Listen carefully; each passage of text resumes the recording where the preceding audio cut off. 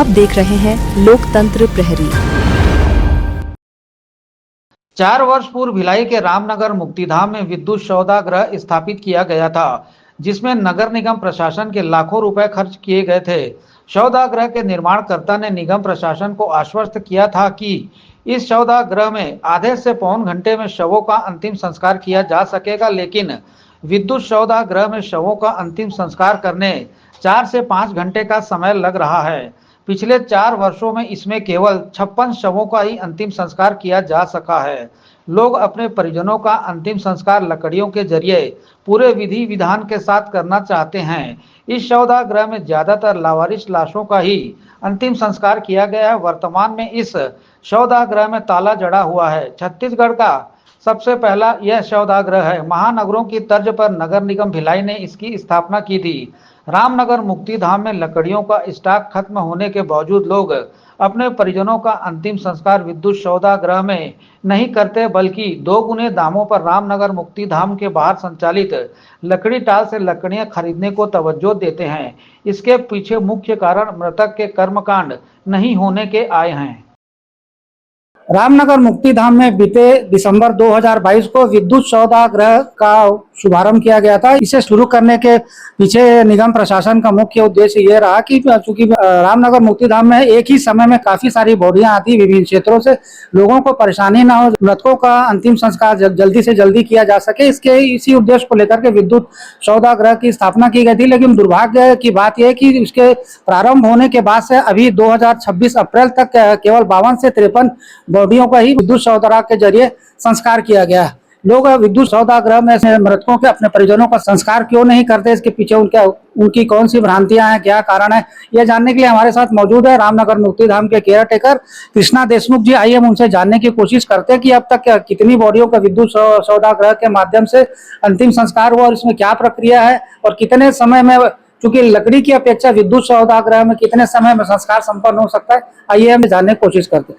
जी sir, बताएंगे जब से इसका शुभारंभ हो लेकिन अभी तक काफी कम संख्या में लोग यहाँ पहुंचे, क्या इसके पीछे आप क्या कारण मानते हैं? ये कोविड के बाद जो है राज्य शासन ने विद्युत सौदागृह के लिए पैसे भेजे थे। यहाँ पर भिलाई निगम है, दुर्ग निगम, वैशाली निगम, रायपुर। ये छत्तीसगढ़ का पहला विद्युत सौदागृह है और इसकी शुभारंभ जो है दिसंबर 2022 में हुआ था और उस दिनांक से लेके आज तक का जो है इसमें टोटल 52 शवों का दाह संस्कार किया गया है। शुरू में तो थोड़ा ठीक था, लेकिन उसमें भी जो है ज्यादातर जो लवारिस टाइप के जो रहते थे शव और जो संस्था जैसे लेके आती थी, या सेक्टर 3 में हिल परमार्थम करके है, दुर्ग में भी है, इधर मदर टेरेसा आश्रम भी है, और इसी टाइप की जो संस्थाएं हैं उन्हीं लोगों ने का ही ज्यादातर जो शव दाह संस्कार किए हैं उसको। सर, इसमें कितना समय लगता है विद्युत सौदागृह में यदि किसी का अंतिम संस्कार किया जाए लकड़ी की अपेक्षा? विद्युत सौदागृह में सबसे पहले तो उसको चार्ज करनी पड़ती है। तो कोई अगर दाह संस्कार कराना चाहेगा तो उनको बताना पड़ेगा कि भाई मैं विद्युत सौदागृह का उपयोग करना चाह रहा हूँ करके, तो वो जैसे बताएंगे तो हम उसको 3 से 4 घंटा उसको चार्ज करने में लगता है। चूंकि बहुत दिन से बंद पड़ा रहता है तो समय लंबा ले लेता है, और गर्म अगर कंटिन्यू होता है तो थोड़ा कम समय लेता है। फिर भी जो है 2 से ढाई घंटा आप मांग के चलते हैं। 2.5-3 घंटे में 500 प्लस टेम्परेचर हो जाता है। उसके बाद अपन 100 डाल देते हैं उसमें। वैसे जिसने इसको बनाया था उसका कहना था कि 600-650 तक होना चाहिए करके, लेकिन 500 से 650 के बीच में डाला जा सकता है, ऐसा उनका कहना था। तो हम लोग 500 प्लस में डाल देते हैं उसको। इसमें सर चार्ज कितना लिया जाता है?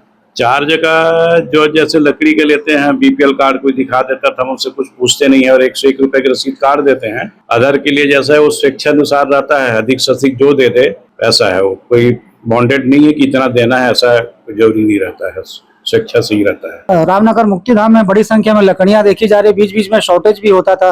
जो आसपास के लकड़ी टाल संचालक उनके द्वारा काफी दुगुनी तिगुनी दर में लोगों को लकड़ियां उपलब्ध कराई जाती थी। तो अब इस तरह की अव्यवस्था की स्थिति भविष्य में उत्पन्न होने की कोई संभावना है क्या? बीच में कभी कभी शॉर्टेज होती है, हमेशा नहीं। जैसे पिछले महीने ही हो गई थी, तब भी हम विद्युत सौदागृह को गर्म करके रखे, लगातार 4-5 दिन तक जो है गर्म करके रखते थे। कोई तैयार हो तो हम कम से कम कर दें करके, लेकिन उसमें भी लोगों ने तैयार नहीं हुआ, बाजार से लकड़ी लाना ज्यादा उचित समझे हो। इसका संधारण को लगातार किया जाता है क्या सर?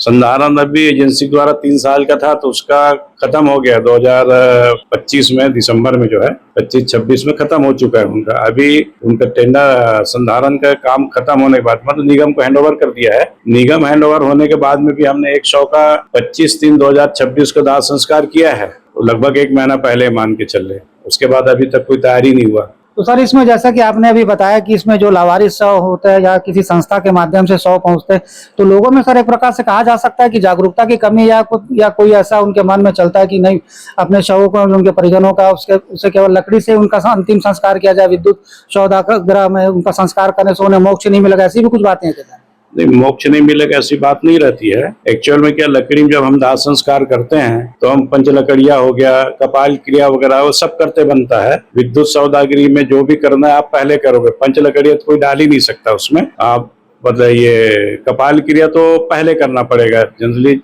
जब आधा शरीर जल जाता है, आखिरी सिर में ही डालते हैं कपाल के घी वगैरह जो रहता है, तो वो यहाँ इसमें नहीं हो पाता है। अस्थि तो पर्याप्त मिलता है, पूरा अस्थि मिल जाती है। लोगों को क्या, एक तो वही कारण है, फिर थोड़ा सा क्या है, जहाँ अपना जो विद्युत शवदाह है उसमें समय थोड़ा ज्यादा लगता है। बाकी जगह की अपेक्षा, जैसे हम देखा तो नहीं हूँ मैं, लेकिन सुनता हूँ उस हिसाब से यहाँ समय ज्यादा लगता है। मतलब जो दूसरे विद्युत शवदाह उनमें जल्दी हो जाता है, इसमें कुछ समय लगता है, ये कहना चाह रहे हैं? नहीं, जैसे लोग बताते हैं कि जो महानगर वगैरह में विद्युत शवदाह है उसमें आधा घंटे में पूरा काम हो जाता है, ऐसा बोलते हैं। और हमने तो देखा नहीं है, लेकिन यहाँ भी वैसा होना चाहिए। जो एजेंसी जो बनाई थी उनका कहना था आधा से 1 घंटा प्रोसेस में हो जाएगा ऐसा करके, लेकिन वो हमको अभी तक देखने को नहीं मिला। देखिए, जैसा जी का कहना है, एजेंसी के जिनके द्वारा इसकी स्थापना की गई, उनका कहना था कि आधे से 1 घंटे में शवों का संस्कार किया प्रक्रिया पूरी हो जाएगी, लेकिन ऐसा कुछ देखने को नहीं मिल रहा। 4 से 5 घंटा जैसा कि इनका कहना है। अभी भी लगता है विद्युत शवदाह में यदि कोई अपने मृतक का संस्कार कराता है, लेकिन अब चूंकि ये भी सही बात है कि विद्युत शवदाह में ज्यादातर मामलों में यह देखा जाता है, महानगरों की बात हो चाहे शहरों की बात हो, विद्युत शवदाह में आधे से पौन घंटे में जो शवों का संस्कार कर दिया जाता है।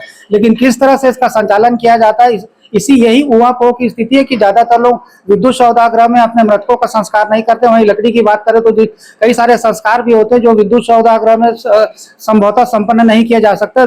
यदि कोई अपने परिचितों के शव को जलाता है तो तमाम तरह की जो प्रक्रिया है, जो धार्मिक रीति रिवाज है, पूरी तरह से उसका पालन किया जाता है, उनके परिजनों को एक प्रकार से शांति मिलती है। लेकिन कहीं ना कहीं यहाँ जो इसकी स्थापना की गई है, कहीं उसका उद्देश्य पूरा होता नजर नहीं आ रहा है, क्योंकि नगर निगम के जो संबंधित अधिकारी उनके द्वारा भी इसे एक प्रकार से कहीं उपेक्षित छोड़ दिया गया। माध्यम से इसके लगातार इसकी मॉनिटरिंग करते, इसके संधारण, इसके रख रखाव को लेकर के इनके द्वारा विशेष ध्यान दिया जाता है।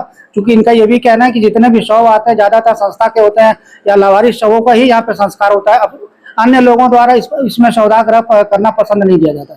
अब आने वाले समय में इसकी स्थिति क्या होगी, कब तक इसका संस्कार, कितने कम समय में संस्कार संपन्न होगा, इसको लेकर के प्रक्रिया जारी है। ये आने वाले समय पर स्पष्ट हो सकेगा कि निगम अपने कार्यों में कितना सफल हो पाता है। लोकतंत्र प्रहरी मीडिया के लिए संजय दुबे।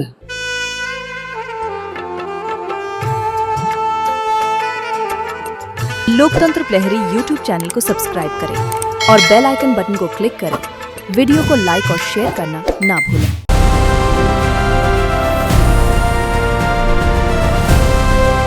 हर खबर पर नजर, सच, हिम्मत और जमीनी रिपोर्टिंग, देश, समाज और सत्य के लिए। LP न्यूज, आपकी आवाज।